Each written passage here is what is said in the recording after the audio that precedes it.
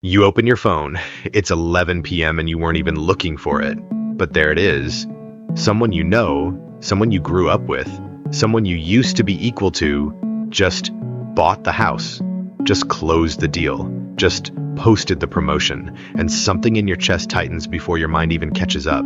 You tell yourself you're happy for them. You even type the comment, "Congratulations, well deserved." But underneath it, something else is happening, something you don't say out loud, something that feels almost shameful to admit. Why not me? Why them and not me?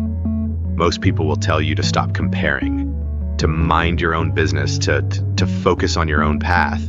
But what if that feeling isn't the problem? What if it's not something to kill, but something to read correctly? Because there are two kinds of envy. One of them will quietly rot you from the inside, and the other one, if you learn to use it, might be the exact thing that gets you where they are.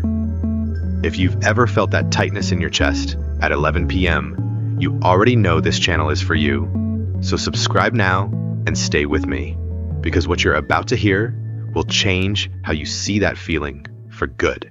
Before I tell you what happened to a man named Daniel, who almost lost himself to the first kind of envy before he discovered the second, I want you to think of one person whose life makes you feel behind. You don't need to say it out loud. Just hold it in your mind because you'll need it later. Let's go. Daniel was 31 years old, working a job that paid enough to survive but never enough to breathe. He wasn't lazy. He wasn't undisciplined. He showed up every day, did the work, went home tired, and told himself that one day it would pay off. And for years, that was enough. Until his old college roommate, a man named Marcus, who used to borrow money from Daniel for lunch, posted a photo standing in front of a car Daniel couldn't afford to look at twice. Then came the wedding photos, the new house, the business launch. Every scroll felt like a small blade, not because Daniel didn't want good things for Marcus, he did, somewhere underneath it all. But the feeling that rose up faster than his good intentions was something darker, something that whispered that Marcus didn't deserve it, that he'd gotten lucky, that the world was rigged in favor of people who weren't even trying that hard. Daniel started avoiding the group chat. He stopped attending gatherings where success might come up in conversation. He found himself, quietly, secretly, hoping that Marcus's business would struggle. Just a little. Just enough to make the world feel fair again. And the moment he noticed that thought, really noticed it, he felt sick. Because he realized he didn't recognize the man having it.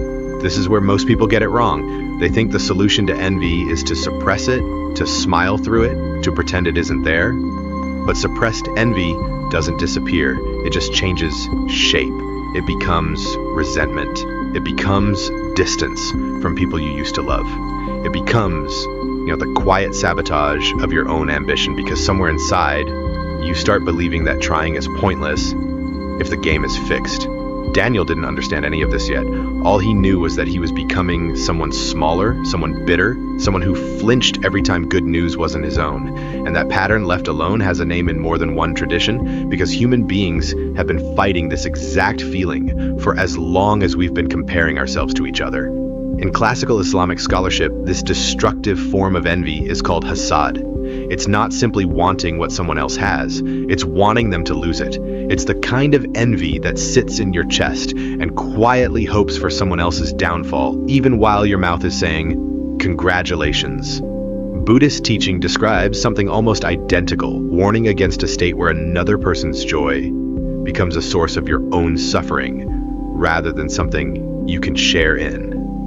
Different centuries, different continents, different languages, and yet they're describing the exact same collapse of character. That's worth sitting with for a second. When two unrelated traditions, separated by geography and time, independently identify the same poison and give it a name, it's probably not superstition. It's probably just an accurate description of something real in human nature. But both traditions also describe a second kind of envy. One they were careful to separate from the first. In Islamic scholarship, it's called gibta, the wish to have what someone else has, without wishing for them to lose it. Buddhist thought points towards something adjacent to it too, a kind of joy taken in someone else's good fortune that if practiced deliberately, starts to dissolve the sting instead of feeding it. The difference between the destructive version and the useful version isn't the discomfort. Both feel uncomfortable. Both show up as that tightness in your chest at 11 p.m. The difference is what you do with the discomfort in the next 10 seconds. One version of you turns inward and gets smaller. The other version of you turns the discomfort into a question. What do they know that I don't? What did they do that I haven't done yet? What is one useful thing I could learn from this instead of resenting it? Daniel didn't find this distinction in a book. He found it by accident, sitting in on a talk a friend dragged him to, listening to an old track coach describe jealousy, almost as if he'd read Daniel's mind. The coach told a story about a blind runner he used to train years earlier before his own eyesight started failing too. This runner couldn't see the other athletes on the track. He couldn't see who was ahead, who was falling behind, who looked stronger or faster or more naturally gifted. All he had was a guide rope, connecting his wrist to his coach's, and the sound of his own breathing, and the rhythm of his own feet hitting the ground. And because he couldn't see the competition, he never once slowed down out of despair, and he never once got arrogant from being ahead. He just ran his own race, as hard as his own body would allow, guided only by the rope and the voice beside him. That runner, the coach said, won more races than any athlete he'd trained who could see. Not because he was blind to reality, but because he was blind to comparison. He knew exactly where the finish line was. He just didn't waste energy staring sideways at people he couldn't control. That story became something Daniel couldn't stop thinking about. He started calling it, privately, the blind runner principle. Not because you should ignore other people's success, that's not what the story means. You're allowed to see it. You're allowed to feel something about it.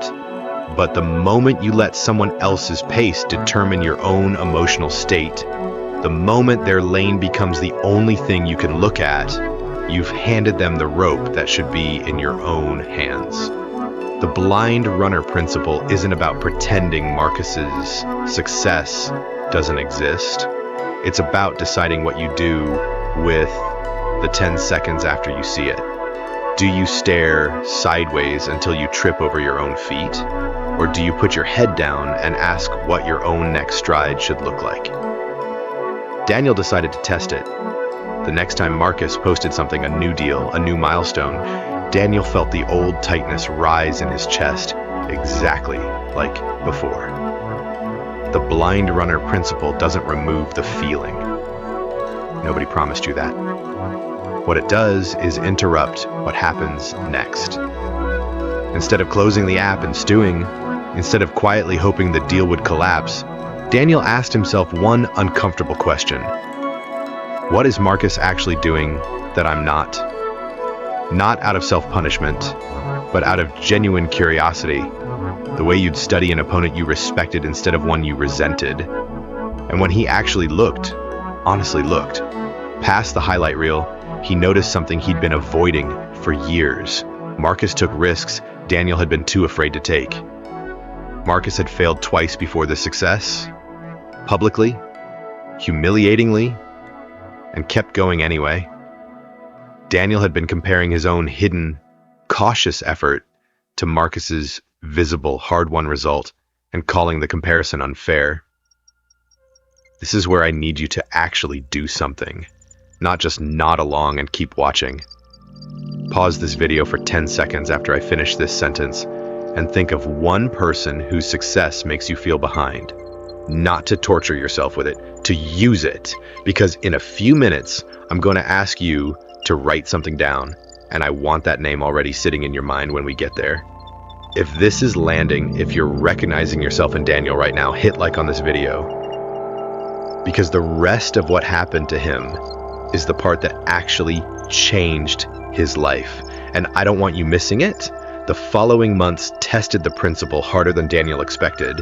His younger cousin, someone he'd once tutored in math as a teenager, got accepted into a program Daniel had quietly applied to twice and been rejected from both times.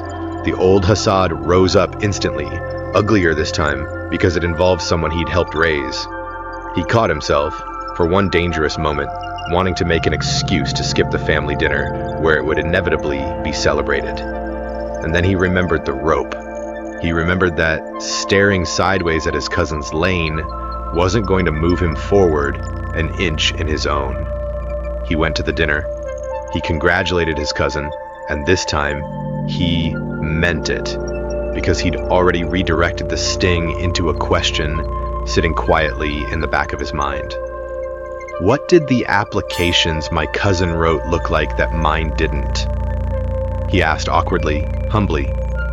And his cousin, flattered rather than threatened, actually helped him rewrite his own application that same week. Then came the harder test, the one that has broken people who understood the principle in theory, but never practiced it under real pressure. Daniel was passed over for a promotion at work in favor of a colleague 2 years younger than him. Someone louder, someone who took credit easily, someone Daniel genuinely believed didn't deserve it as much as he did. This time, the feeling wasn't just envy, it was injustice. And injustice is where Hassad disguises itself as righteousness. It becomes easy to tell yourself that resenting someone is simply demanding fairness. Daniel spent 3 days in that fog before catching himself again. He asked the question that had become almost automatic by now. What is this colleague doing that I'm avoiding? And the honest answer stung more than the promotion itself. His colleague spoke up in meetings. Daniel stayed quiet, telling himself his work would speak for him. It never had. The blind runner doesn't just run hard, he pointed out to himself. He also listens to the coach's voice guiding him, adjusting his stride when he's told to. Daniel had been running with his ears closed, refusing feedback because it was uncomfortable, then blaming the track for being unfair. There's a reason this reframe works, and it isn't just old wisdom dressed up to sound wise. Modern psychology has studied this exact mechanism for decades. Social comparison theory, first proposed by the psychologist Leon Festinger in the 1950s, showed that human beings evaluate their own worth almost entirely by measuring themselves against others, because we often have no other stable yardstick for how we're doing. This isn't a flaw in your character, it's baked into how the human brain evaluates progress. The problem was never that Daniel compared himself to Marcus, or his cousin, or his colleague. The problem was what he was comparing. Hassad compares outcomes and demands they be redistributed in your favor. Gibtei compares inputs and asks what you're willing to change about your own effort. Same trigger, same discomfort, completely different direction. By the end of that year, Daniel hadn't caught up to Marcus, and he hadn't gotten the promotion either. But something had shifted that mattered more than either of those outcomes. He'd started speaking up in meetings, hesitantly at first, then with real substance behind it. He'd rewritten his own application using what his cousin taught him, and gotten in on the second try. He noticed something strange happening to the tightness in his chest whenever someone posted a win now. It still showed up. It probably always would. But it arrived and left faster because he'd trained himself to ask the question before the resentment had time to settle in and build a home. People started noticing the shift before Daniel fully understood it himself. A co-worker told him he seemed calmer around other people's success, less defensive, more curious. His cousin started asking him for advice instead of the other way around, and when Marcus, of all people, reached out one evening asking if Daniel wanted to grab coffee and talk business, the old Daniel would have made an excuse. The new one showed up, sat across from the man he used to secretly hope would fail, and actually listened. Here's what I need you to understand before you close this video, and forget everything you just heard, because most people will do exactly that. The tightness in your chest when you see someone else's win is not a character flaw, it's information. It's your own mind telling you, in the only language it knows how to speak, that you want something you don't currently have. The question was never whether you'd feel it.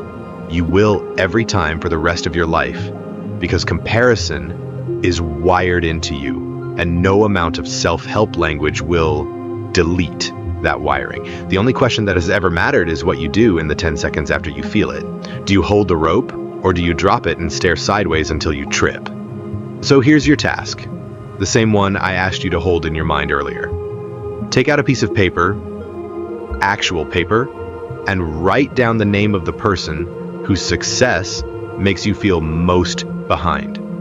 Underneath it, write one honest answer to this question. What are they doing that I have been avoiding? Not their luck, not their circumstances, what they are actually doing. Then write one small action you can take this week that moves you one stride closer, guided by your own rope, not by staring at their lane. If you're comfortable, share what you wrote down in the comments below. The way Daniel eventually learned to say his own struggles out loud instead of hiding them behind forced congratulations.